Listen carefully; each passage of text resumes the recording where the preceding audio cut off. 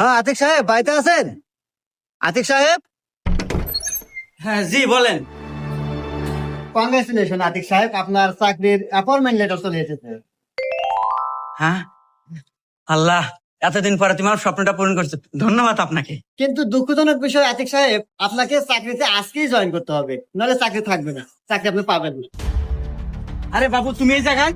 আরে বাবু, আমার বাড়িতে আজকে আমার বিয়ে ঠিক করতেছে, তুমি যদি আজকে আমাকে না নিয়ে পালাও তাহলে আমি বেশ মরে যাবো। কি কও? No no no. আরে আতিক সাহেব, আজকে আপনাকে চাকরি জয়েন করতে হবে, না হলে কিন্তু চাকরি পাবেন না। রাহেন মি আপনার চাকরি, আমার চাকরির চেয়ে আমার ভালোবাসা আগে। এই যে আপনার চাকরির এই যে গুল্লি।